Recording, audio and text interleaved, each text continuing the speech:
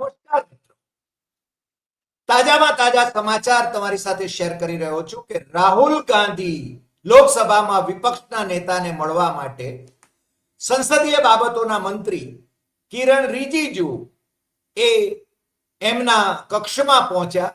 સંસદ ભવન પરના એમના કક્ષમાં પહોંચ્યા અને એમને વિનંતી કરી કે તમે ગૃહ ચાલવા દો, ગૃહમાં આવીને ચર્ચામાં ભાગ લ્યો.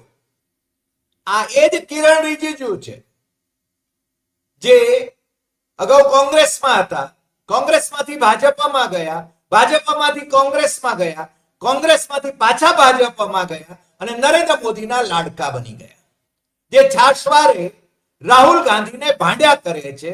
અને અત્યારે મોદી શાહની સરકાર ભીંસમાં છે ત્યારે એમણે ઝૂકવું પડ્યું છે અને વિરોધ પક્ષના નેતાને મળવા સામેથી જવું પડ્યું છે. લગભગ એકાદ કલાક સુધી એમની બેઠક ચાલી. જોકે રાહુલ ગાંધી ટસના મસ થયા નથી. એમની માગણી બહુ સ્પષ્ટ છે કે ગૃહમંત્રી અમિત શાહ એ ગૃહમાં આવીને પહેલા તો એ કે એમણે આ જંતર મંતર પર જે વિદ્યાર્થીઓ આંદોલન કરી રહ્યા હતા એમના પર તાનાશાહી બર્બરતાપૂર્વકનો અત્યાચાર કેમ કરવા માટે પોલીસ દળોને આદેશ આપ્યો, અને એમણે ના આપ્યો હોય તો કોણે આપ્યો એ આદેશ?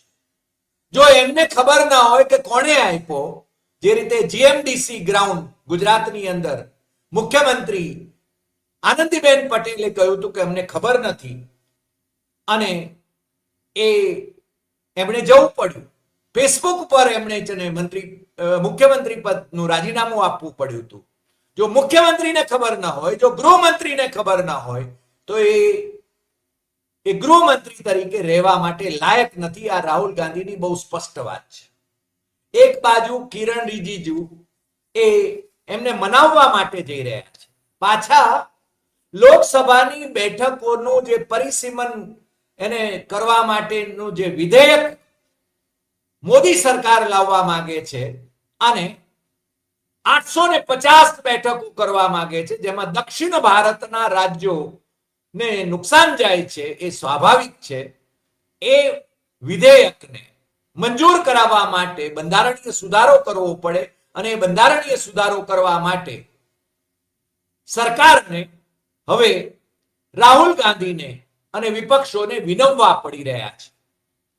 એક બાજુ તમે પોલીસ અત્યાચાર કરો છો, જેના વિશે તમે જવાબ આપવા માટે તૈયાર નથી.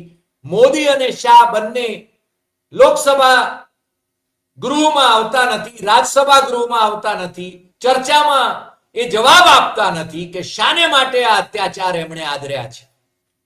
આખા દેશમાં વિદ્યાર્થીઓનું જે આંદોલન થયું એ વિદ્યાર્થીઓ ઉપર જે પ્રકારે અત્યાચાર ગુજારવામાં આવ્યો, બિહારમાં AK-47 માંથી ગોળીઓ છોડાઈ અને એનો જવાબ તો મળી ગયો કે ભારતીય જનતા પાર્ટીના જે રાષ્ટ્રીય અધ્યક્ષ મોદીએ કઠપુતળીની જેમ એમને બનાવ્યા છે, એમની પોતાની બેઠક પણ ભારતીય જનતા પાર્ટી હારી ગઈ છે અને પ્રશાંત કિશોર ત્યાં જીત્યા છે. આ નીચા જૂનું એ મોદી શાહને માટે છે અને એટલા માટે આજે ઝૂકીને એમણે કિરણ રિજિજુને રાહુલ ગાંધી પાસે મોકલાવ્યા. પરંતુ આજ બેઠક પછી, આ બેઠક પૂરી થયા પછી આ એ જ કિરણ રિજિજુ એમ કહે છે કે રાહુલ ગાંધી તો ગાળો બોલે છે, મોદી શાહ કાયર હૈ, એના નારા બધા વિપક્ષી સાંસદો લગાવી રહ્યા છે સંસદ પરિસરમાં અને જવાબ માંગે છે કે તમે ગૃહમાં કેમ નથી આવતા? ગૃહમાં જવાબ આપો કે આ વિદ્યાર્થીઓ પર અત્યાચાર કેમ કર્યો, પેલેટ ગન કેમ છોડી, એ પેલેટ થી ઘાયલ લોકોને, અને બીજું કે આ વિદ્યાર્થીઓને નીટની પરીક્ષા માત્ર એટલા પૂરતું નહીં પણ તમારે છે ને આ આંદોલનને કચડવા માટે તમે કેમ આ બધા અત્યાચાર આદર્યા, એની વાત એ કરે છે. અને બીજું બાકી હોય તો આરએસએસ ના વડા અને આરએસએસ ના અધિકારીઓ એટલે કે હોદ્દેદારો એ પાછા આમાં કૂદી પડ્યા છે. એ આ આંદોલનકારીઓને રાષ્ટ્રદ્રોહી ગણાવે છે.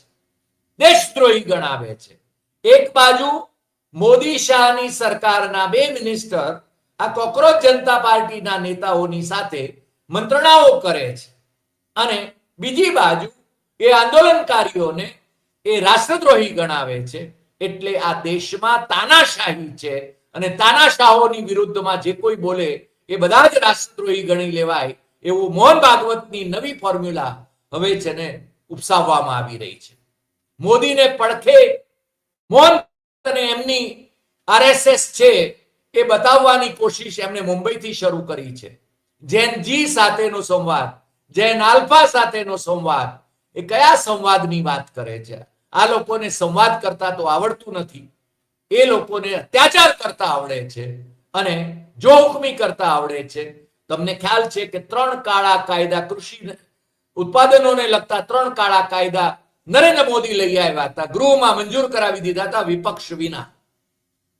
અને એવી જ રીતે એમણે ચૂંટણી પંચ ને લગતા કાયદામાં પણ સુધારો કરાવીને ચૂંટણી કમિશનરો અને ચૂંટણી મુખ્ય કમિશનરને આજીવન જે કોઈ નિર્ણય લે એની સામે ક્રિમિનલ કે સિવિલ કેસ ન થઈ શકે એવું સુરક્ષા કવચ બક્ષીને એમણે પોતાની પાર્ટી યાવત ચંદ્રક દિવાકરો રાજ કરે એટલા માટેની વ્યવસ્થા કરવાની કોશિશ કરી. પરંતુ હવે એમના છે ને આ બધા ખેલ ખુલ્લા પડી ગયા છે. જેનજી સવાલો કરે છે, વિપક્ષ સવાલો કરે છે. મોદી શાહમાં હિંમત નથી કે ગૃહમાં આવીને એ સવાલોના જવાબ આપી શકે. અને આજે તો સરકારે ઝૂકીને લોકસભામાં વિપક્ષના નેતા રાહુલ ગાંધીને મળવા જવું પડ્યું હતું અને એમને વિનવવાની કોશિશ કરી. અને જ્યારે રાહુલ ગાંધીએ કહ્યું કે ગૃહમંત્રી ગૃહમાં આવીને એ જવાબ આપે, માફી માંગે અને અત્યાચાર કેમ કર્યો વિદ્યાર્થીઓ ઉપર એનો જવાબ આપે, પછી છે ને જોઈશું કે આગળ ઉપર ગૃહમાં અમારે શું કરવું. મને લાગે છે કે સરકાર અત્યારે થથરી રહી છે, ધ્રુજી રહી છે. મોદી શાહ ડરી રહ્યા છે. 56 ની છાતી 36માં વિલાઈ ગઈ છે. અને એવા સંજોગોમાં એમણે પેલા વિડીયો ઇન્સ્ટા ઉપર જે રાતે 12 વાગે, આમ તો 8 વાગે મોદી જ્યારે આવે જાહેરાત કરવા માટે ત્યારે લોકો ફફડતા હતા કે આ કેવી જાહેરાત કરશે. તમને ખ્યાલ છે ને ડિમોનેટાઇઝેશન અને બીજી બધી જાહેરાતોની.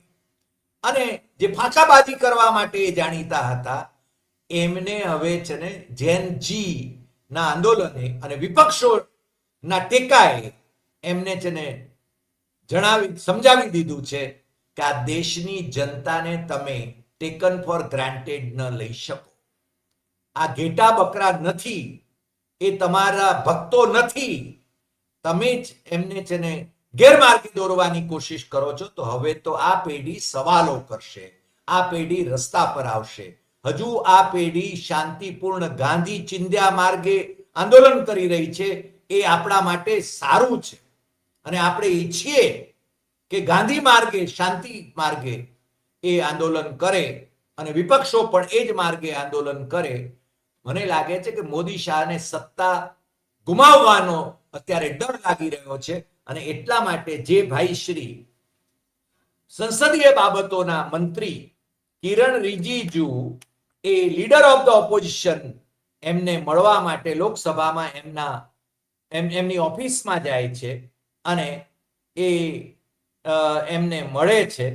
પરંતુ આ મુલાકાત પછી પણ મળાગાંઠ યથાવત રહે છે એવું લાગે છે. અને આજે પણ લોકસભામાં કાર્યવાહી આગળ ચાલી શકે એવી સ્થિતિ નહોતી અને ઉપરથી આ લોકોએ પરિસીમન વિધેયક લાવવું છે અને પોતે ભારતીય જનતા પાર્ટી મનસ્વી રીતે જમ્મુ કાશ્મીર અને આસામમાં જે રીતે એમણે બેઠકોનું પરિસીમન કર્યું એ રીતે પોતાને અનુકૂળ એવી આખા દેશમાં એમને સીમાઓ અંકિત કરવી છે લોકસભાની બેઠકોની, જેથી યાવતચંદ્ર દિવાકરો ભારતીય જનતા પાર્ટી એ સત્તામાં રહી શકે. પરંતુ એ મને લાગે છે કે ભોંય ભૂલ્યા છે. આ દેશની પ્રજા એ મૂરખ નથી, એ શાંત હશે, એ બોલતી નહીં હોય પરંતુ તાનાશાહોને પણ પડકારી શકે એવી છે. એનું એક ઉદાહરણ તો 75-77 ની ઇમરજન્સીમાં શ્રીમતી ઇન્દિરા ગાંધી અને એમની કોંગ્રેસને અને એ ઇમરજન્સીના ખલનાયક એવા એમના પુત્ર સંજય ગાંધીને આ દેશની જનતાએ હરાવ્યા હતા. એ આપણે ભૂલવું ન જોઈએ. અને એ સંજય ગાંધીનો પરિવાર, આખો પરિવાર એ ભારતીય જનતા પાર્ટીમાં છે. અને સંજય ગાંધીએ જે પત્રકાર શિરોમણી કુલદીપ નાયરને છેલ્લો ઇન્ટરવ્યુ જે આપ્યો હતો એ વખતે એ માર્ટુલીએ જે પુસ્તક સંપાદિત કર્યું કુલદીપ નાયરના નિધન પછી, એમાં એ ઇન્ટરવ્યુ સમાવવામાં આવ્યો છે. અને એની મનસા શું હતી કે 30-40 વર્ષ સુધી આ દેશમાં ચૂંટણી કરવાની જરૂર નથી. નરેન્દ્ર મોદી પણ સંજય ગાંધીના એ કથનને આત્મસાત કરવા માંગે છે, પરંતુ આ દેશની જનતા એ સ્વીકારશે નહીં. ઇન્દિરા ગાંધીએ સંજય ગાંધીના વિરોધ છતાં જાન્યુઆરી 77માં ચૂંટણી જાહેર કરી હતી. એમને ખબર હતી કે હારી જશે. વિપક્ષોને જેમાં વિપક્ષના નેતાઓ જેલમાં હતા એમને છોડી મૂક્યા હતા, એમને પ્રચારની પૂરી તક આપી હતી. પણ મોદી શાહ જે રીતે વર્તી રહ્યા છે એ તાનાશાહોને પણ શરમાવે એવા છે. અને આ દેશની જનતા એ તાનાશાહોને બરદાસ્ત નહીં કરે એટલું તો સ્પષ્ટ છે. આજે આટલી વાત. ફરી મળીશું નવા એપિસોડમાં નવા વિષય સાથે. નમસ્કાર.